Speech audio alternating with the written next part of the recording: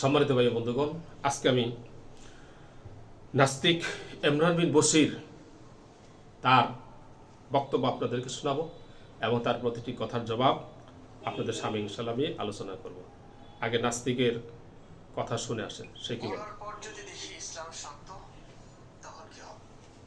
এই প্রশ্নটি অনেক মুমিন ভাই বোনেরা আমাকে করে থাকেন প্রায়শই। অনেক কমেন্ট বক্স আমি দেখেছি এই প্রশ্ন তারা করেন, তোরা যে ইসলাম বিশ্বাস করস না, মরার পর বুঝবি। যখন বলি মরার পর পৃথিবীর ইতিহাসে এই পর্যন্ত কেউ ফিরে এসে বলেনি যে সে বুঝে গেছে তার সঙ্গে কি হয়েছে বা ঘটেছে, জান্নাত বা জাহান্নাম, ভালো না মন্দ, আসলে কি হয়েছে তার সঙ্গে, এসব কিছুই কেউ মরার পর ফিরে এসে বলেনি। তাহলে এই কথাটা যারা বলে যে মরার পর বুঝবি, তারা আসলে কেমন বোঝার কথা বলে? মানে তারা আবার ভাইরা, ও বলতে চায় যে মরার পর ফিরে এসে কেউ তো বলল না। মরার পর ফিরে এসে বললে পারে নাস্তিক ইমরান ঈমান আনবো। আল্লাহ তাআলা তো এত প্রয়োজন পড়ে নাই যে মরা মানুষ উঠাইয়া তোমার সামনে না হাজির করে দিয়ে বলতে হবে যে হ্যাঁ ইমরান, আমি মরছিলাম, জীবিত হয়েছি, তুই বিশ্বাস কর। আল্লাহ তাআলা তো এত ঠেকা পড়ে না তোমার ইমানের। আল্লাহ তাআলা এই পৃথিবীতে মানুষ যাতে আল্লাহ তাআলাকে চিনতে পারে, ঈমান আনতে পারে, পরকাল বিশ্বাস করতে পারে, এর জন্য অসংখ্য নিদর্শন রেখেছেন আল্লাহ তাআলা। আল্লাহ তাআলা মরা মানুষ জীবিত করে আল্লাহ তাআলা তোমার সামনে দাঁড় করাবে না। আর মরা মানুষ জীবিত হয়ে যায় এসব বলে, তখন তুমি আবার আরো ভাও ধরবা, তখন তুমি অন্য কথা প্রশ্ন করবা, তখন তুমি বলবা যে না, তুমি যে মরছিলে না, বিশ্বাস করি না, এই কথা তুমি বইলা পারো। কত ধরনের অজুহাত তখন দেখাইবা। আমার ভাইরা, আল্লাহ তাআলা এই পৃথিবীতে কোটি কোটি নিদর্শন রেখেছেন, আল্লাহ তাআলা যাচ্ছেন তার প্রমাণ। কাজেই মরা মানুষ জিন্দা করে নাস্তিক ইমরানের ঈমান আনার প্রয়োজন আল্লাহ তাআলার নাই। আবার ভাইরা, এই পৃথিবীতে আল্লাহ তাআলা অসংখ্য জায়গায় কবরে আযাব দেখাই দিয়েছেন কিনা, ওগুলো দেখে তুমি ঈমান আনো। এই পৃথিবীতে অসংখ্য মানুষ মরার পরে দেখা যাইতেছে তাদের লাশ কবরে পচে নাই, 30 বছর 40 বছর আগে মারা গেছে। এখন যখন নদী তাদের কবর ভেঙে যাইতেছে, দেখা যায় কাফনের কাপড় সহ তাজা মানুষ হয়ে গেছে। এগুলো দেখে ঈমান আনো। তা না তুমি বলতেছো যে আল্লাহ তোমার কাছে লোক পাঠায় না কেন, আল্লাহর কি ঠেকাটা পড়ছে? আর যদি কোনো মানুষ জীবিত হইয়া হিসাব বলেও, একজন মানুষের পক্ষে কি সারা পৃথিবীর প্রতিজন মানুষের কাছে গিয়ে গিয়ে বলা সম্ভব যে আমি মরছিলাম, জীবিত হয়ে আসছি? তো তোমার কাছে হয়তো হিসাব বললো না, তখন তো তুমি বিশ্বাস করবে না। তার মানে তোমার কাছে ডাইরেক্ট আইসা বলতে হবে যে হ্যাঁ মরছিল, জীবিত হয়ে আসছে, আল্লাহর কোনো প্রয়োজন নাই। তোমার মতো নাস্তিক ইমানদার না হইলে সমস্যা নাই, কারণ ওই জাহান্নামও তো ভর্তি করতে হবে। আল্লাহ তাআলা জাহান্নামটা বানাইছিল ভর্তি করব, কার দিয়ে ভর্তি করব? তোমার মতো ব্যাককলের দিয়ে ভর্তি করব। কথা বুঝো নাই? আসেন তারপরে শুনি। কি মরে ফিরে এসেছে, 72 হোলের সাথে আনলিমিটেড করে এসেছে। নিশ্চয়ই আপনি ধর্ম নিয়ে হাজার মিথ্যে বলা মানুষটি হলেও এই মিথ্যেটি অন্তত বলতে পারবেন না, তাই না? তখন তো একটু পরাজিত হয়ে বলে মরার পর যদি দেখিস ইসলামই সত্য, আল্লাহ নবী যা বলেছেন তাই সত্য হচ্ছে, তখন তো ফেঁসে যাবি রে নাস্তিক। আর আমরা ইসলামী বিশ্বাসী হওয়ার কারণে বেঁচে যাব, পাপ করলে একটা সময় সব পাপের শাস্তি ভোগের পর জান্নাত পাবো। আর ইসলামে একদম বিশ্বাস না থাকায় নাস্তিকরা আজীবন জাহান্নামী, অনন্তকাল জাহান্নামী। এখানে এসে তারা বিজয়ের হাসি দেয়। আমি এক ও সাফ কথায় জানিয়ে দিচ্ছি, যদি কোনো সৃষ্টিকর্তা থেকেই থাকে, তবে মরার পর সর্বপ্রথম জান্নাত বা স্বর্গে যাবে নাস্তিকরা। এই কথাটা একটু বুঝিয়ে বলি, কেন নাস্তিকরা জান্নাতে যাবে? কারণ নাস্তিকরা বিবেক বুদ্ধি খাটায়, তারা সত্য মিথ্যা যাচাই বাছাই করে, তারা যুক্তিতে না ঠিক। আচ্ছা, এই নাস্তিক বলতেছে জান্নাতে সবার আগে যাবো ওরা। আরে বেটা, তুই তো জান্নাত বিশ্বাসই করস না, জাহান্নাম তুই বিশ্বাসই করস না, তুই আল্লাহ তাআলাকে বিশ্বাস করস না, আল্লাহরে গালি দেস। নাস্তিক ফারেস নামে এক নাস্তিক আছে, কুলাঙ্গার। এই কুলাঙ্গার বলে আল্লাহরে পাইলেও প্রেগনেন্ট বানাবো। কিরকম জঘন্য! রাসূল সাল্লাল্লাহু আলাইহি সাল্লামকে চরিত্রহীন, লুচ্চা, কত ধরনের কত কিছু বলতেছিস। রাসূল হলো আল্লাহ তাআলার সবচেয়ে প্রিয়, আসমান জমিন চারশোর সমস্ত কিছু চাইতে, প্রতিদিন সমস্ত পৃথিবীর জিন ইনসানের চাইতে আল্লাহ তাআলার কাছে প্রিয়, সমস্ত নবী রাসূলের চাইতে আল্লাহর কাছে প্রিয়। তার পিছনে তোরা লাগছিস, তার চরিত্র নিয়ে সিনেমিনি খেলার চেষ্টা করতেছিস। আর জান্নাত থাকলে এবার তোদেরকে আল্লাহ তাআলা আগে জান্নাতে পাঠাবো। এটা কি মামার বাড়ির আবদার? ওইখানে আল্লাহ তাআলা ফেরেশতা সেট করে রাখছে। এই দুনিয়াতে যেমন আসামি, ফাঁসির আসামি, তার চতুর্দিকে পুলিশ থাকে, গার্ড থাকে, 1 ইঞ্চি সরার সুযোগ নাই।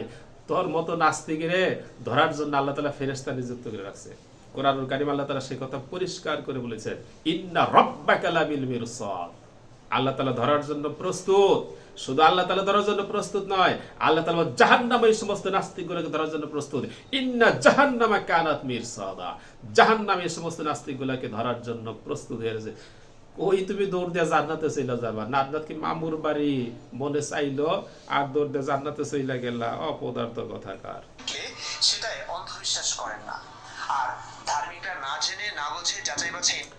নাস্তিক বলতেছে তারা অন্ধবিশ্বাস করে না। আমি বলবো এই পৃথিবীতে নাস্তিকরাই হলো কেবলমাত্র অন্ধবিশ্বাসী। নাস্তিকগণ অন্ধবিশ্বাসী। নাস্তিকগণ কিভাবে অন্ধবিশ্বাসী দেখেন, ওই যে ডারউইনের মতবাদ, ডারউইনের তার পক্ষে কোনো দলিল নাই, মুখ দিয়ে একটা কথা বলে দিছে, নাস্তিকগণ সেটা খুব যত্ন সহকারে বিশ্বাস করে, হ্যাঁ মানুষ বানর থেকে আসছে।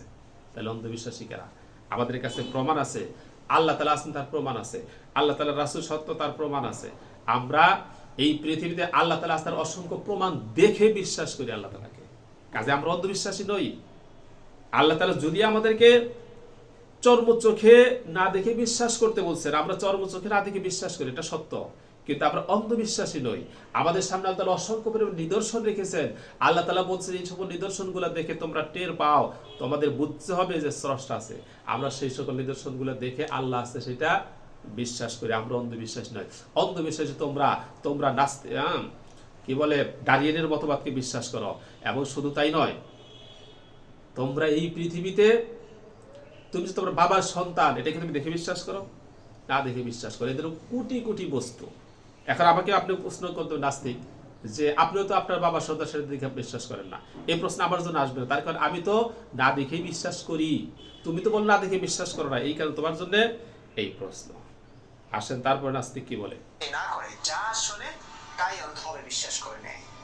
সৃষ্টিকর্তা একজন থেকে থাকলে সবার আগে অন্ধবিশ্বাসীদের নরকে নিবেন বা জাহান্নামে নিবেন। কেন?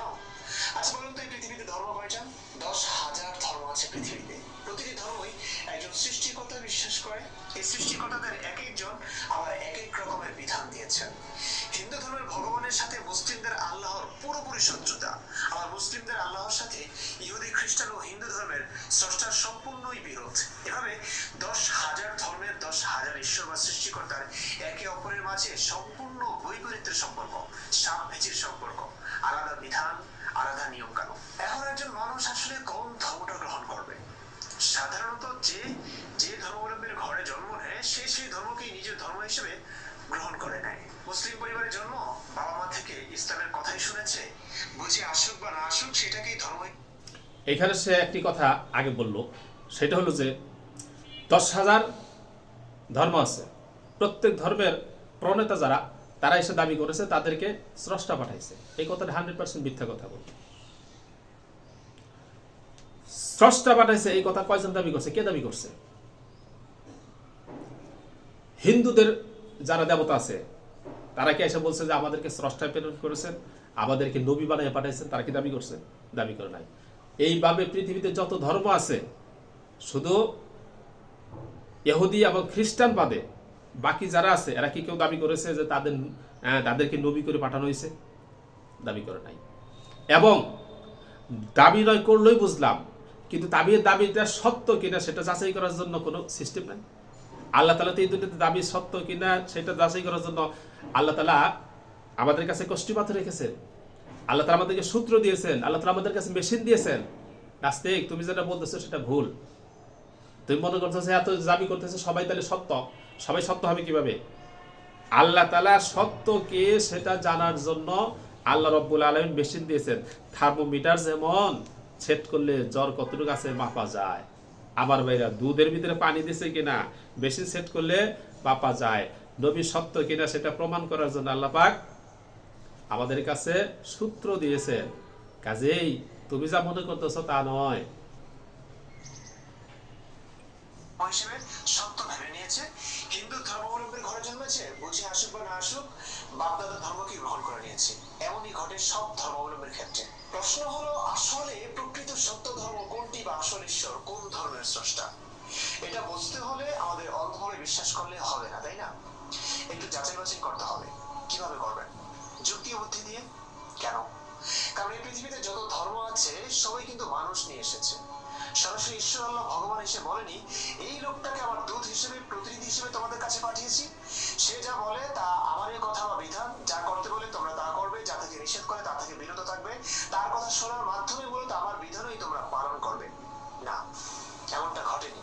বরং আমাদের মতো কোন মানুষ এসে দাবি করলো সে ঈশ্বর বা আল্লাহর দূত, নবী, পয়গম্বর, খলিফা বা প্রতিনিধি। বারে যাদের কাছে প্রতিনিধি হিসেবে পাঠিয়েছেন তাদেরকে বলা হলো না শুধু একজন এসেই স্রষ্টার প্রতিনিধি হিসেবে দাবি করলো আর আমরা মেনে নিলাম? এটা কেমন কথা? একটু যাচাই বাছাই করা, প্রমাণপত্র চাওয়া কি খুব অন্যায় হবে? নাস্তিক বলছে স্রষ্টাটাকে এসে তাকে বলবো। পাগল কি পরিমাণ গাঁজা খাইছে যে স্রষ্টায় আইসা তারে বলবো। তার ইমানের আল্লাহ তাআলার এত পরিমাণ তার প্রয়োজন পড়েছে যে নাস্তিক ইমরান যদি ইমান না আনে তাহলে আর আল্লাহ চলতেছে না। কাজে আল্লাহ এসে ইমরানের বলবো যে দেখো এই নবীর আমি পাঠাইছি। অপদার্থ কথাকার। ঈশ্বর চান যে কেউ তোমাদের কাছে এসে দাবি করবে যে সে আল্লাহর নবী, তাকেই তোমরা মেনে নেবে। এমনটা ঈশ্বর চান? তাহলে তো পৃথিবীর সমস্ত ধর্মই সত্য হবে ভাই। কারণ 10,000 মানুষ এসে দাবি করেছে তারা ঈশ্বরের দূত, তাদের সবাইকে মানা তো সম্ভব না। এই যে কথাটা বলো, সকলেই দাবি করেছে ঈশ্বরের দূত, 100% মিথ্যা কথা। এই ধরনের দাবি তারা করে নাই। শোনাচ্ছে আমাদের নিশ্চয়ই স্রষ্টা থেকে থাকলে তিনি অবশ্যই চাইবেন একটু যাচাই বাছাই করো।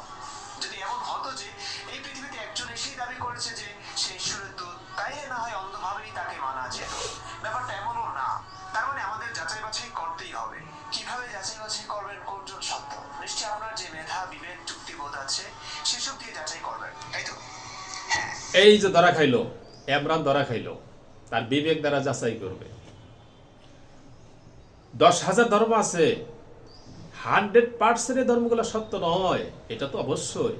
কিন্তু যাচাই বাছাইয়ের ক্ষেত্রে যে তুমি বিবেক খাটাইলে, এইখানে তো তুমি ধরা খেয়ে গেছো, এইখানে তো তুমি বামপন্থী হয়ে গেছো, এই কারণে তো তুমি নরকের রাস্তা গ্রহণ করছো। এই জায়গায় তুমি ধরা খাইছো যে তুমি এই 10,000-এর মধ্যে সত্য কেডা এটা প্রমাণ করতে গিয়ে তুমি তোমার বিবেকের দ্বারস্থ হয়েছ। বিবেক দেখান চলবে না। তার কারণ হলো তুমি যেমন একজন নাস্তিক, ঠুমকু একটি শিক্ষিত, একদম ঠুমকু শিক্ষিত। তুমি বলছো মাদ্রাসায় পড়ছি, মাদ্রাসার পড়ার কোনো গুণাগুণ আমি তোমার মধ্যে পাইতেছি না, 1 নম্বর। 2 নম্বর কথা হলো যে তুমি অন্য কোনো শিক্ষিত, ডক্টর, পিএইচডি কোনো কিছু তুমি করো নাই। তাহলে ঠুমকু একজন শিক্ষিত তুমি মানুষ, এই শিক্ষিত হইয়া তুমি আল্লাহ নাই, স্রষ্টা নাই কথা বলতেছ। অথচ তোমার যাদের লোমের বরাবর তোমার মূল্য নয় এমন মানুষ ইসলাম মানতেছে, এমন মানুষ ইহুদি ধর্ম মানতেছে, এমন মানুষ খ্রিস্টান ধর্ম মানতেছে, এমন মানুষ বৌদ্ধ ধর্ম মানতেছে, এমন মানুষ কি বলে হিন্দু ধর্ম মানতেছে।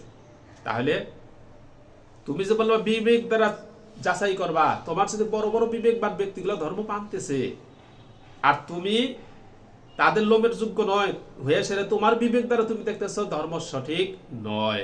তাহলে বিবেক দ্বারা কি সঠিকটা পাওয়া যাবে? পাওয়া যাবে না। এই কারণেই বিবেক দ্বারা খুঁজলে পাওয়া যাবে না। 10,000 ধর্ম আছে, এর মধ্যে সঠিক কোনটা তোমাকে বেছে নিতে হলে আল্লাহ প্রদত্ত সূত্র তোমাকে অবলম্বন করতে হবে। তুমি বিবেক দ্বারা পাবা না। তুমি বিবেকের পথে হাঁটছো, এই জন্য তুমি নরকের রাস্তা গ্রহণ করেছো। তোমাকে আল্লাহ তাআলার প্রদত্ত সূত্র গ্রহণ করতে হবে। সেই সূত্র হলো আল্লাহ রব্বুল আলামিন এই পৃথিবীতে কাকে নবী করে প্রেরণ করেছেন, তার মাঝে 2টি গুণ রাখেছেন। একটি হলো তার উপরে ওহী আসছে, আরেকটি হলো তাকে আল্লাহ তাআলা মুজিজা দিয়ে প্রেরণ করেছেন। এই 2টি গুণ। যদি নবীর কাছে ওহী না থাকে, মুজিজা না থাকে, তাহলে সে দাবি করলে নবী হতে পারবে না। এই পৃথিবীতে অসংখ্য মানুষ ভণ্ড নবী দাবি করেছে, আমরা সেটার প্রমাণ করি ওহী দ্বারা আর মুজিজা দ্বারা।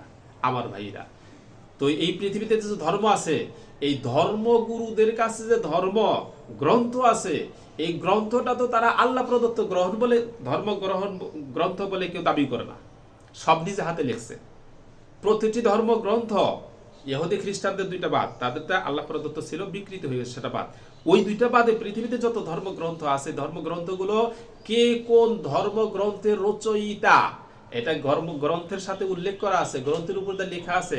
আপনি ইউটিউবে সার্চ দেন, গুগলে সার্চ দেন, সব চলে আসে।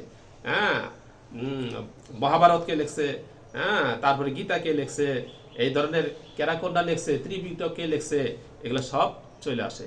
কাজে এগুলো হলো মানব রচিত, দুইটা থাকতে হবে, একটা হলো ওহী আর একটা হলো মুজিজা। কাজে ওহী এদের কারো কাছে নাই, এগুলো সব এমনিতে আউট।